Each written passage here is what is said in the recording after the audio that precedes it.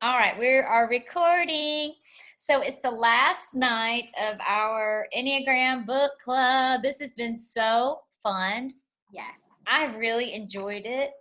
And it's supposed to make us better, just better people so we can serve God better and Yep. love people better. And tonight we're talking about the 7, which is what I was when I took the test. And when I read this, I was like, that's me, that's me, that's me, that's me. But there was a few things that I was like, I don't think that's me. And I think it's because I'm older probably and I've worked through some of these Yeah. issues, That could be. But, we all have room to grow and improve. And it really does, the whole part about the fear, that it's a fear-based number. I've never thought that I was led by fear. But when I read the why, I got into it. I understand. Yeah, I can see that. It's huge. So we'll just dive right in. I'm going to look at the very beginning on what it's like to be a 7. I'll just read these out loud. Oh, and I thought it was cool. It's the Enthusiast, and that means full of God. Yay. Isn't that a cool word? I love that. Hey, Erna's here. Erna. Yay, I'm glad you joined. We just got started. So I'm going to read what it's like to be a 7. Oh, something on my teeth. All right, number 1, I'm always the first person up for a last-minute adventure. And y'all, I underlined the word adventure because I was thinking of my book title, and I want it to be Adventures of a Jesus Girl. That's so perfect. The cover would be me with a cape on, Yes. I thought of that before I saw this, and I was like, ugh. That reaffirmed it then. Yeah. I asked my son, was that corny? He goes, very corny. That's me. Okay, I'm an optimist to a fault. I don't like making hard and fast commitments to things. I suffer from FOMO, fear of missing out. Anticipation is the best part of life. People close to me say I can be argumentative and act superior. My husband might agree with that one. Variety and spontaneity are the spice of life. Sometimes I get so eager for the future, I can hardly wait for it to get here. It's hard for me to finish things. When I get close to the end of a project, I start thinking about the next thing. And then I get so excited, I sometimes just move on. I usually avoid heavy conversations and confrontations. That is true. I can't stand it. When people I care about are having a hard time, I help them look at the bright side of the situation. Other people think I'm sure of myself, but I have lots of doubts. I'm popular and have lots of friends. When things get too serious for too long, I usually find a way to get people to lighten up, often by telling jokes and funny stories. I don't like endings, so I usually wait for people to break up with me. I quickly get bored with the same routine and like to try new things. Almost everything can be more fun and entertaining with a little effort. I think people worry way more than they should. Life is better than people imagine. It's all about how you explain things to yourself. I don't like it when people have expectations of me. It's interesting. And then healthy 7s. Oh, and the quote is Peter Pan. Just think of happy things and your heart will fly on wings. I love Peter Pan. My mom used to read that to me. And it wasn't the Disney version. It was like the original classic. It was like, I had the book. It's old. Oh, that should be on a t-shirt. I think so. Wouldn't that be cool? That'd be cool.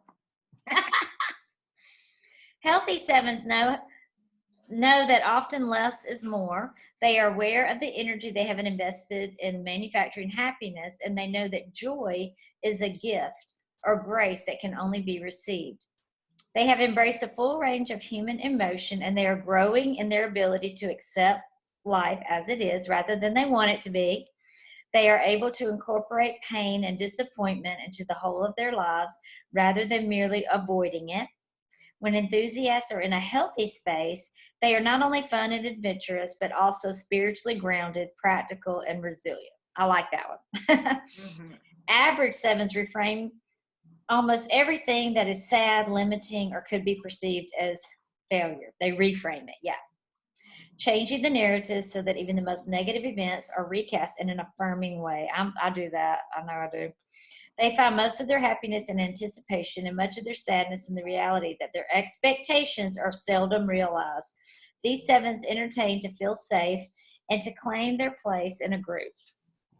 Though they are very popular, they find commitment to be a challenge and have greater trouble finishing projects, often jumping from one thing to the next. I think that's why I'm afraid of Team Z. I'm afraid I won't commit to it. Yeah. Yeah, that's what you told me today. Yeah, that was your fear. Oh. Unhealthy sevens see themselves and their environment as inadequate, feeling sorry for themselves and often believing they've been dealt an unfair hand. They try to avoid pain at any cost, which leads to irresponsible behavior and seeking instant gratification. These sevens are often reckless, risking more than they can stand to lose, and are more prone to addiction than any other number. I don't think I'm there. No. God help me if I am. No. Oh my gosh. So is anybody, Amanda, Erna, or y'all, or Cheryl, do you have somebody in your family that's a 7? My dad. Your dad. Yes. I love your dad. Yep. He is such a 7. I had so much fun getting to know him. Yes. He's fun. Well, how young can you figure out the number for your children? I don't think there's a rule. I think you can just figure them out. There's the Enneagram of parenting. Oh my gosh, yes. That's awesome. Does it have a test for little kids? It's been a while. I don't remember. And Erna, if you're in the Facebook group, I've been showing different videos. Well, it's parenting style, so it's really for the parent, I guess. But in the book, he talks about his children, like his son is a 7. And that's cool. Do you think you have a 7? Yeah, I was thinking when I was reading that today on the 7, and the reason I keep muting it, I have too much background noise. Okay, that's fine. That's fine. Amanda, what about you? Do you have any 7s in your life? Not that I know of. I mean, I'm sure a lot of my missionary friends are 7s based off of the reading. Missionaries. When I used to do missions, yeah. Yeah, I never thought about that because they want adventure. Yes. And they probably like hopping around if they go on different. Yeah, I think my best friend in Madison, her husband Petey, has to be a 7. Cool. All Yeah. right, 7s unite. So What in were this you book, gonna share? Cheryl, did you want to share something? yeah, so in this parenting book, each number has a personality quiz that you figure out for your child. So it's actually really cool. I forgot. Like it'll say have a quiet or shy personality, like to be alone, get lost in the reading. I mean, so it really breaks it down for each number for your child. It's pretty cool. Oh, that is cool. I'll take a picture and put it in the group. Yes, do. That's a great tool for young parents. Yeah. We're going to the mountains on May 30th. And Lydia and I are really into this. She texted me she couldn't get on tonight, but she had her husband take the test, but she said we're going to make Dad and Ethan take it while we're at the mountains, and we're going to do some fun activities around the Enneagram. She's a bossy pants. She's the 8, you know? Yeah. Yeah, she's a little, so she'll keep us moving and grooving for sure. I like this story. Do y'all mind if I read the story in the beginning? Is that boring? It's so cute. On page 207. One Saturday, my wife, this just gives you a good picture, Erna, if you have a 7. You may have already read this, but I think it's so cute. One Saturday, my wife, Ann, asked whether I would make a Whole Foods run to pick up a few items for dinner and take our 8-year-old son, Aiden, along. This reminded me of my husband, too. I'm not a cheapskate, but buying groceries at Whole Foods makes as much fiscal sense to me as buying your lawn equipment at Tiffany's. My health nut wife's insistence that our kids eat only pesticide-free food has long been a point of contention between us. It didn't matter. Every morning for 15 years, I snuck a bag of Cheetos into their lunch bags so they could feel some semblance of a normal childhood. She still can't figure out why they love me more than her. But despite my frustration, I headed to Whole Foods with Aiden. The first thing you see when you walk into your local Whole Foods market is the apple display, a giant, perfectly arranged pyramid of Honeycrisp and Galas.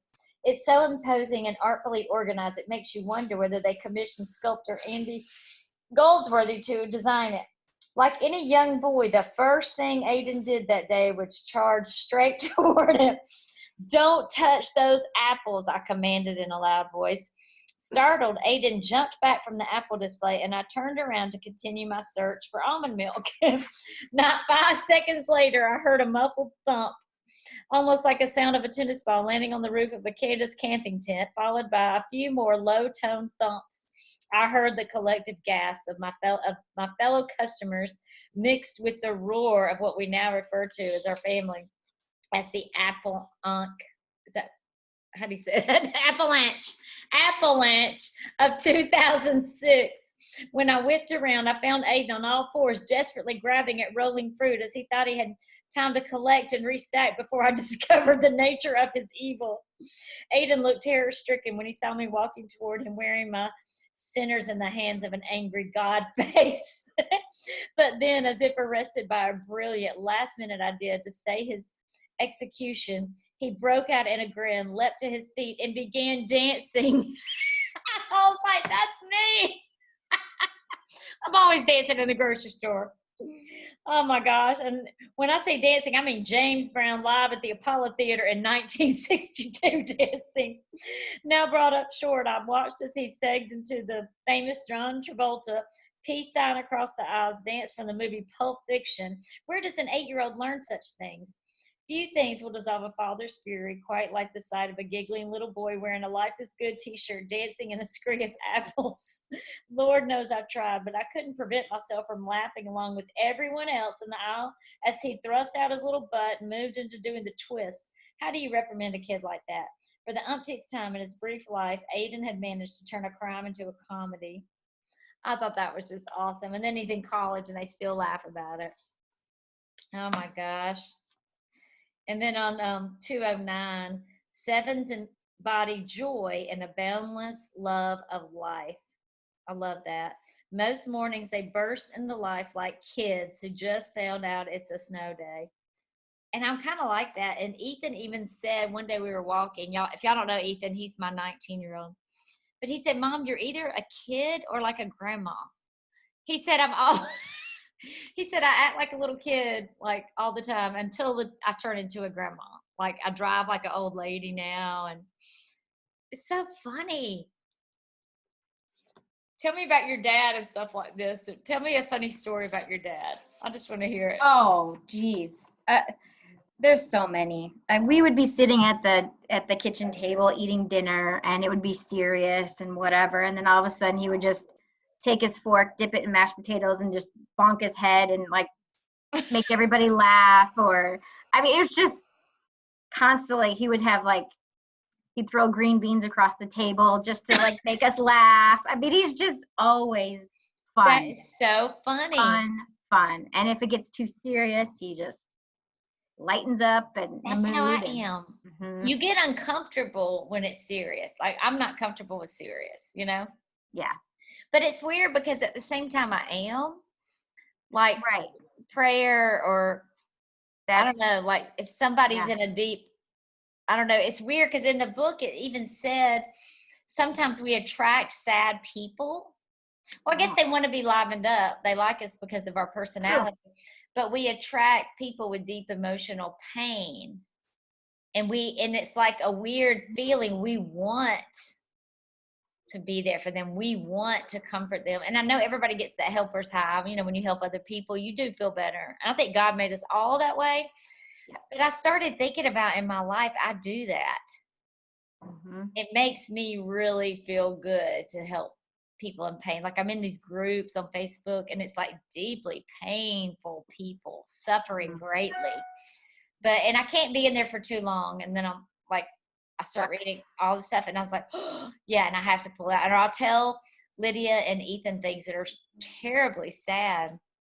But I have a way I can feel really sad and hard, or not hard, but sad and pray for people. But then I kind of move on. I don't stay in that place. Whereas like my husband, if he sees some really sad cases at the hospital or something, he'll hold on to it for a long time. And I'm like, you're still thinking about that? Like 2 or 3 days later? So it's interesting. It's interesting. It is. But I loved, I didn't catch this when I was reading it this week. It talks about the healthy 7 and the very last line, but also spiritually grounded, practical, and resilient. And my dad is so spiritually grounded. I mean, absolute praise every single day, has his list. He's just so spiritually. Did he have a rough childhood? Do you know? Yes, Okay. very much. See, did you read that in the book too? I must have, I skimmed, I admit, so. Okay, that's okay. That's okay. I did, when it's your own number, I think you dig in a little bit deeper. Yeah, exactly. Yeah. You want to underline everything. But there is, it talks about that, page 209, scratch the vibrant pain on the surface of a 7, and what you'll find underneath is the need to avoid pain. Yeah. I can't say that strongly enough. 7s don't want to feel unpleasant emotions, particularly that swirl out of fear and emptiness. They register at the core. No one enjoys feeling frightened, sad, bored, angry, disappointed, or frustrated. But for 7s, emotions like these are intolerable. One thing I thought was interesting too, I underlined it by the famous 7s, Robin Williams. Devour positive experiences, stimulating ideas, and find material things in order to fend off suffering, hurtful memories, and a feeling of chronic deprivation. And it's so funny because it talks about in the sad things, you try to find something and to feel it. And I always do my dance parties for brain tumor awareness, for domestic violence. I always do dance parties. I'm like, who thinks of having a dance party for these awful things? It's me, because I'm trying to bring something good out of it. I'm trying to make it positive. And that's awesome. Just, I don't know. It's just so cool. And then on the other page, 210, it says, jamming their calendars with activities and adventures, fantasizing about a future filled with exciting possibilities, and planning their next great escapade. According to the Enneagram, the opposite of gluttony is sobriety. For 7, sobriety doesn't mean giving up drinking, but rather slowing down, living in the present moment, exercising self-restraint, reining in their restless monkey minds, and getting down to the business of ordinary life. You know, all the stuff regular citizens like us have to do. So crazy. And then near the bottom it says, as Richard Rohr says, 7s try to imagine a life where there's no Good Friday and it's Easter all the time. 211, I underlined 7s want to avoid pain. And I think that's where they get into the child stuff. Let's see. If Adam and Eve had been 7s, we'd all still be living in the Garden of Eden. Oh, I thought that was funny. They never want to grow up. They're vulnerable to addiction. It's funny because I haven't, for me, myself, I haven't really struggled with addiction, I don't think, unless there's something I'm just not aware of. But I don't think I have that. But I did underline on page 213 at the top, I'm not an alcoholic, but one day I realized that whenever I go to parties, I end up drinking 3 glasses of wine to put a protective layer between myself and that one Eeyore-like person who wants to drag me into a conversation about a depressing topic. I pretty much don't like anything or anyone who brings me down. And that is so true. I feel like I'm allergic to negative people. Like if I get around negative people, I start really like, I got to get away. I got to get away. I got to get away. And I even like, I've only had a few negative people on Facebook. Like I had to unfriend them and like unfriend and block. It's like, yep. Just feels horrible. I wanted to get to that part about the childhood. Where is that? On page 215, I underlined 7s are escapologists on par with David Blaine. They always need, and we'll have an escape hatch or backup plan in the event life gets scary, boring, or uncomfortable. I've always kind of thought of that.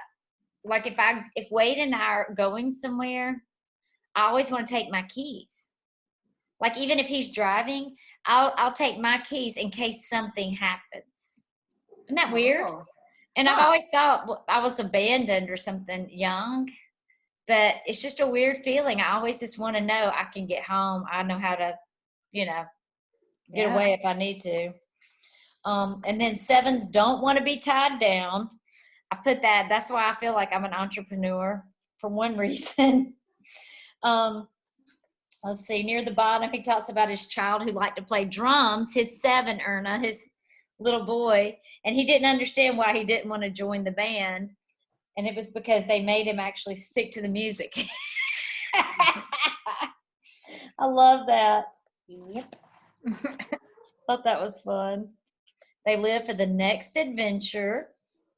Oh, on page 216, it said if they go to same restaurant, they don't order the same food. I could do that because healthy eating is so important to me. Yeah.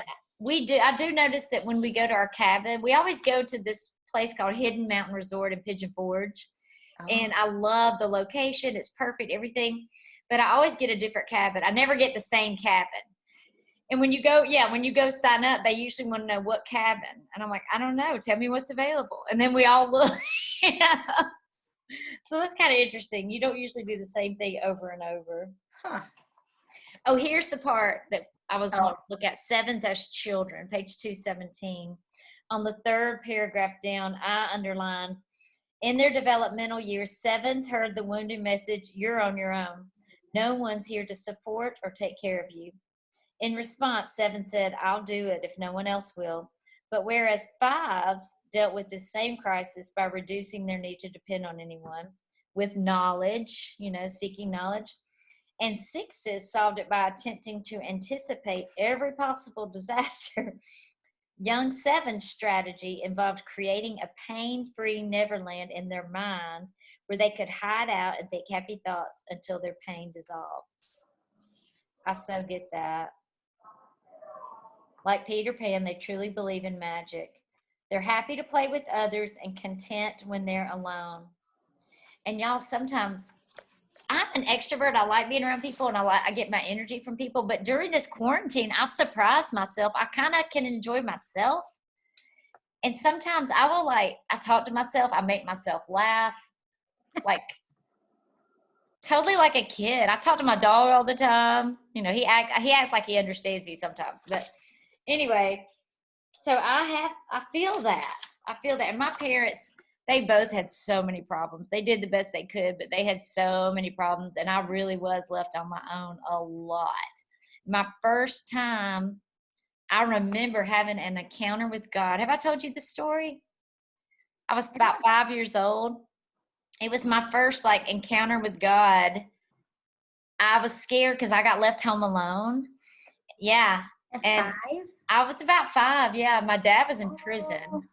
Oh, wow. And my mom had gone to see him or something. I can't really remember the details. We never even talked about it. But I just remember, and I don't remember a lot. I blocked out a lot from my life. But I remember getting on my knees by the bed and doing my hands like that and praying.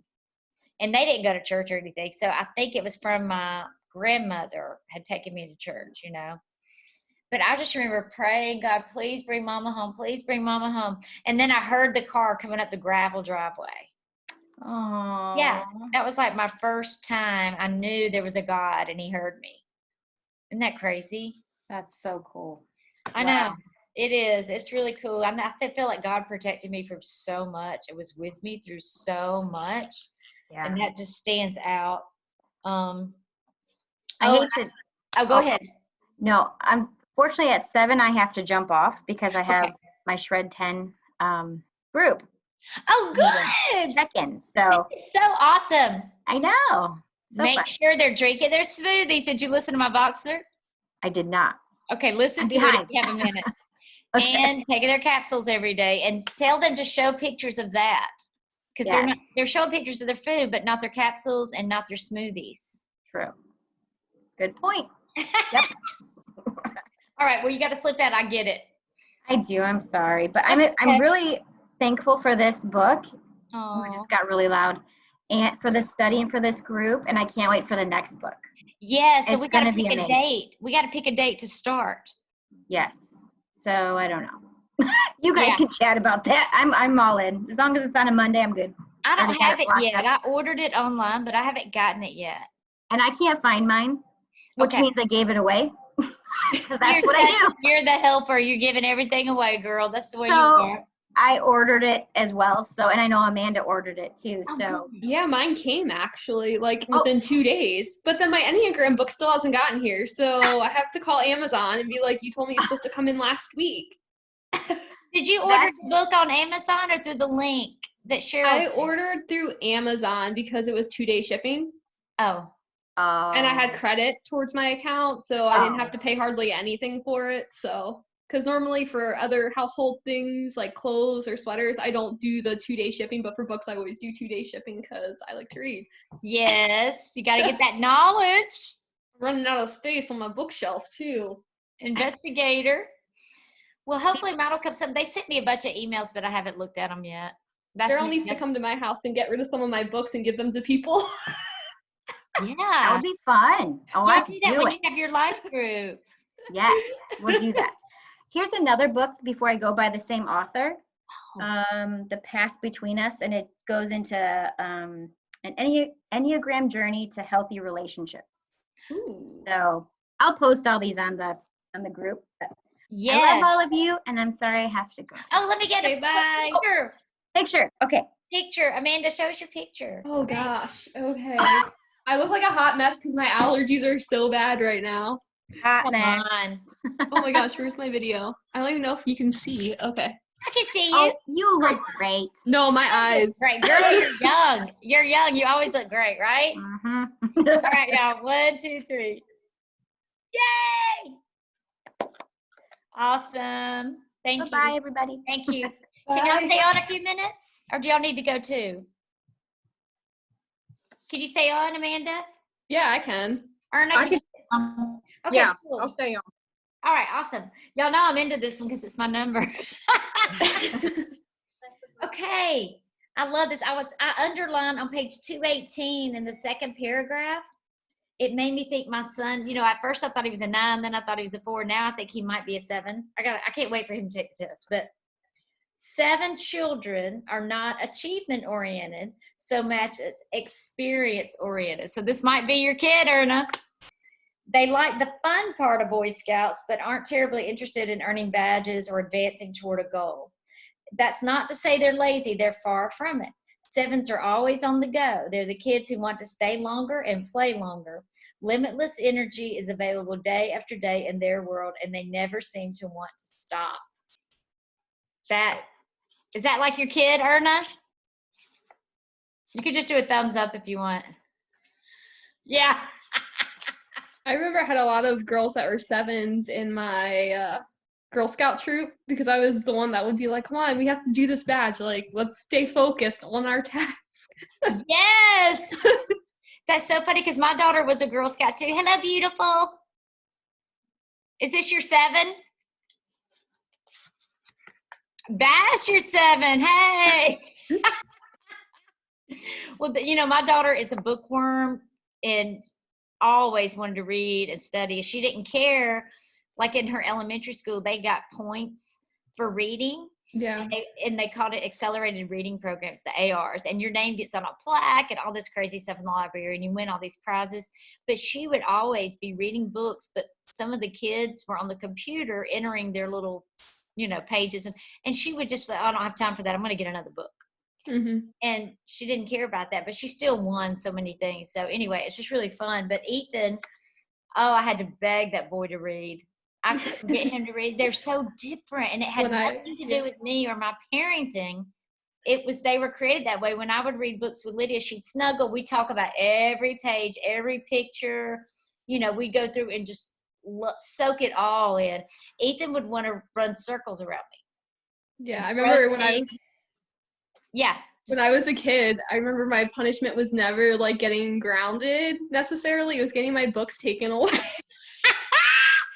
And I had a neighbor like that, and we thought it was crazy. She had 2 boys, and one boy always just wanted to lay on the couch and read. And he was tall and skinny and lanky. It wasn't like he was overweight or anything, but she was always like, "You need to go outside and play."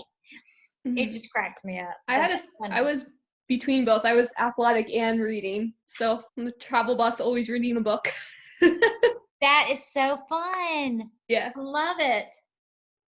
All right. They need spontaneity.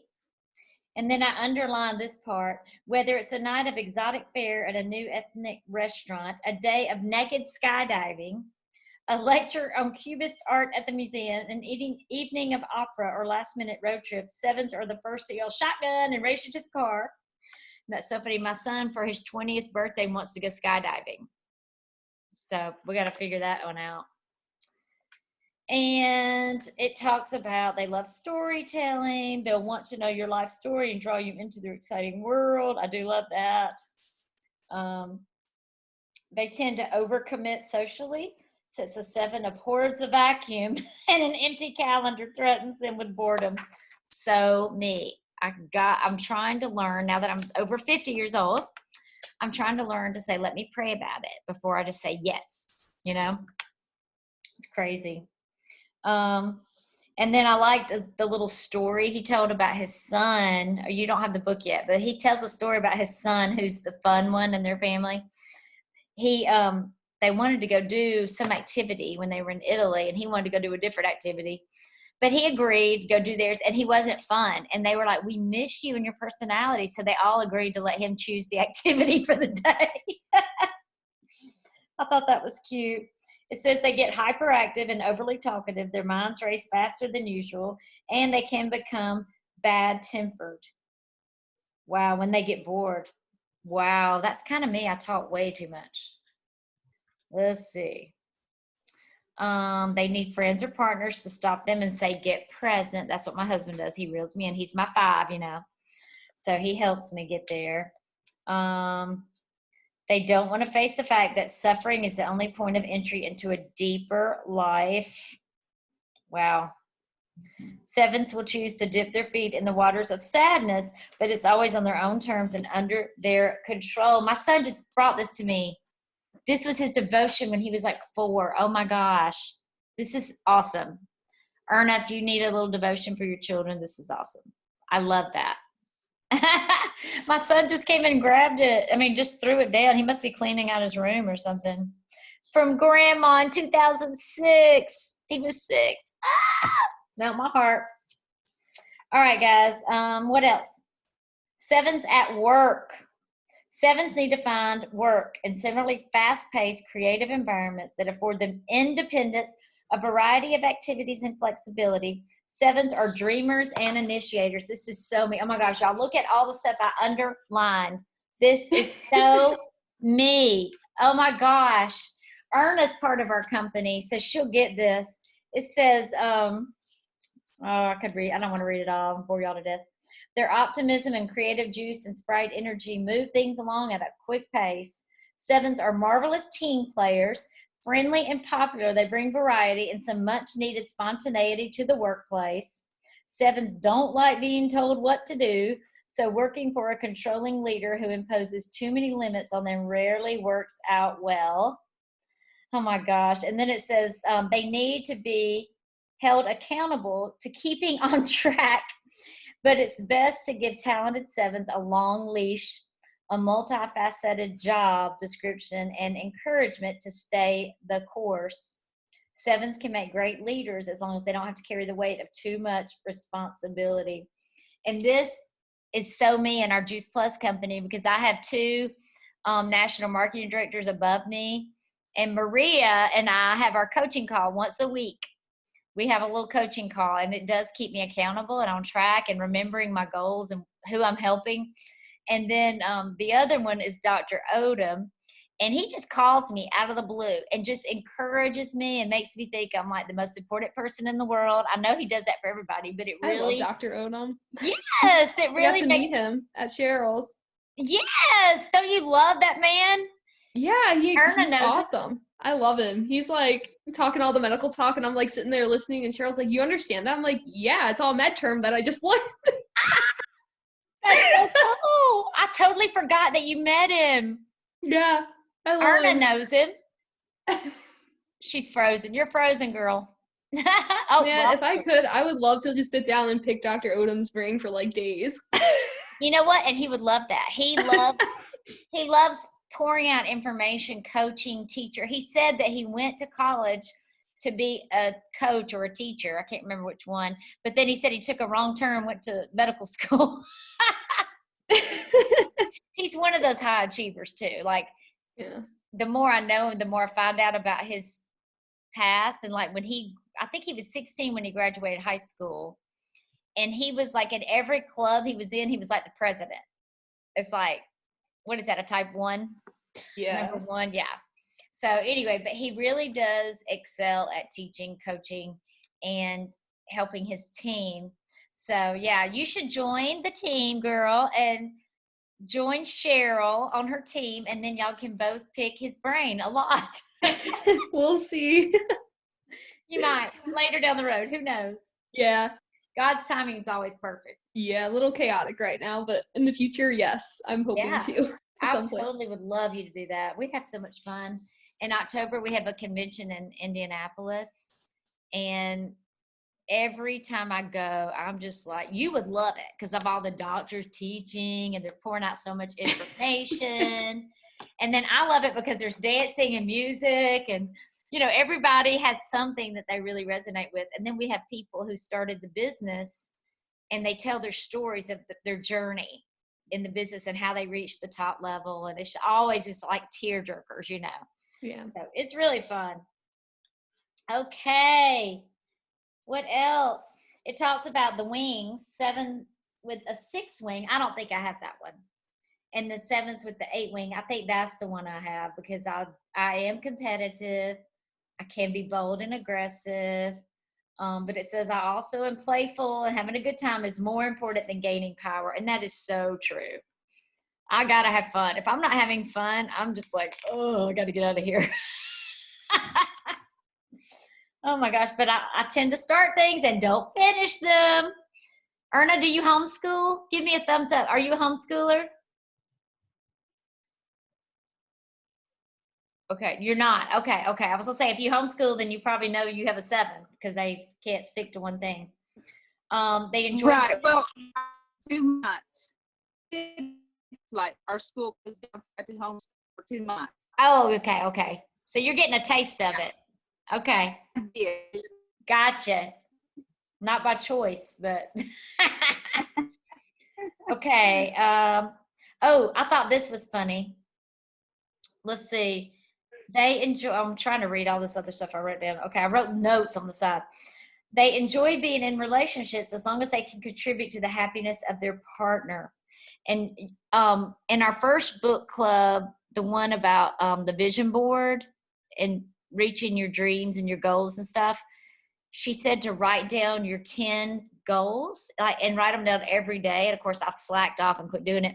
But one of my goals, y'all, was to make my husband laugh. Like every day, that was a goal. I'm going to make Wade laugh. And that's so funny. It says that right here that I need that. And he needs it. Us 5s do need it. Yes. And see, we're opposites. He and I are opposites, but it's like I do need him to rein me in sometimes. Yep. And then he needs me to make him laugh and have a little fun. So I got to work harder at that because he's so disciplined, it drives me crazy. Are you like super disciplined? Me? Yeah. Yeah, I am for the most part. But now since staying at home, I've not been as disciplined because of the quarantine. Right. But I decided, I had like a moment where I wasn't a 5 at all. I was like, I'm going to start a home project. So I went to Home Depot on Sunday or Saturday, decided when I was driving to pick up my friend. And I told her, I was like, I'm going to do it. And she goes, wait, you're going to do it? And I was like, yeah. So we literally went to Home Depot and got like stuff just randomly for it. Like saw like the hand, I can't remember the tool name, but it's like a hand, cause you have to, oh my gosh, what is the word? You have to sand down the, like, I don't know, like cabinets and stuff, because I'm doing my kitchen cupboards like hand sanders. Yeah, so I bought one of those. So I'm gonna start it this weekend with like my 4-day weekend. So that's gonna take me to be like very. That's so cool. Dedicated and making sure I get up on time and I do this first and that first and stuff. So You'll have to share all of that. oh my gosh. Share We'll your see. journey. Worst case scenario, I get new cabinets. There you go. There you go. Yeah, we need to redo ours so bad. Yeah. But neither one of us are handy people. That was my moment of spontaneity for a while. That's good. You reached out. That's good. Yeah, Wade has to have everything planned. He does not like last minute trips, last minute things, visitors, any of that. No. And anytime we have to spend money, it's kind of like a big ordeal. He has to think about it, check all the prices everywhere. And he was Navy also for 4 years. Yeah. So he's real and he works out every day, eats super healthy, everything. It's like da da da da da da da. So it's funny, but it's all good. All right, who else can awaken our childlike wonder, rescue us from taking ourselves too seriously, or help us appreciate the miracle of life quite like sevens can, right? I love that line. And then on page 224, the healing message sevens need to hear and believe is God will take care of you. It will take courage, determination, honesty, the help of a counselor or a spiritual director, and understanding friends to help sevens confront painful memories and to encourage them to stay with afflicted feelings as they arise in the present moment. If sevens cooperate with the process, they'll grow a deep heart and become a truly integrated person. That's so awesome. I won't read all the rest of that, but I love it. Now, the ending is something you can just read on your own. I haven't even read it yet, but it's all just about what you can do with this book. But I thought that was really very enlightening. And I know, I've been through a lot of childhood trauma stuff, and even as a young adult, just terrible things. And I've tried going to counseling, but I've never stuck with anybody. I always feel like they're not good, and they don't really get me. And it's like I haven't given them a chance, Yeah. Because you have to build that relationship first. But I remember one counselor I went to, she was getting confused because I was jumping around telling her everything that had happened. And she said, can you make me a timeline? You have so much. I need you to make a timeline. And I had just done a Bible study called Believing God. Have y'all heard of that? No, I haven't. Oh, it is so good. It's a Beth Moore Bible study, like a 12-week study. You have like an hour of homework every day. But back in the day, I used to do those a lot, and I loved them. Anyway, but she had us do that, and we had to take paper, and you tape it. And you have to do your timeline of your life. And it was so cool. So anyway, I had that and gave it to the counselor. And then I told her I wasn't coming back. See, I'm the opposite. I'm all about, I can get that timeline done, but to process emotion, I'm just too analytical. Yeah. See, I did it, but I didn't want to sit with a counselor and work through each thing. Yeah. That's how I feel. Yeah, it's like avoiding pain. Yeah. That's where I'm a 7. I'm like, oh, I know pain exists, but I don't like dealing with it. Let's just make it all happy and butterflies and flowers. Yeah, so you have a 7 wing? I think so. I don't know if that's even possible because I'm a 5. Can you be a 5 with a wing of 7? I don't know. Let me look. I don't even know if that's possible. I don't know. We'll have to dig into that. I'll have to look that up. It's in here, I'm sure. Well, when I used that Enneagram app, it showed that I was a 2, 1, and a 6. Like that's what, I don't know. So I don't know how accurate that was, but yeah, there's probably varied answers according to which test you take or how you're feeling that day when you take it, I guess. They say to take the test when you imagine yourself as a 20-year-old, how you would feel. I read that somewhere. So when I was a 20, I was crazy. It's a miracle I lived through it. I was bad. Woo! Yep. I got one more year left in my 20s. You got one more year in your 20s? Yeah, well, not really. 6 months. My birthday's in October, and I turned this big 3-0. Oh, wow. Oh. That's a big one. I know. What did you say, Erna, about your 20s? I said I was safe. You were safe? I didn't do anything crazy. I'm serious. How old were you when you got married? 24. I was 24 too. I see. Yeah. Yeah. And my husband was 27. So we were still pretty young, but Yeah, Yeah. my adventure didn't start because I was in missions for so many years till I was like 25. So like the past 4 years, I've been like, wow, I'm crazy now. Like I'm living life on the edge some days. You're living For by 5. yourself, going to Bible study. Woo! Yep. That's so cute. Oh, that's awesome. Do you still have a lot of missionary friends? Oh yeah, because I was in the mission organization for almost, I want to say 9 years. So I almost had my sabbatical, earned my year sabbatical, but I left before it because I got married. So, I totally forgot you were married. yep. What does your husband think about all the Enneagram stuff? He's not taking it. He's not a 5.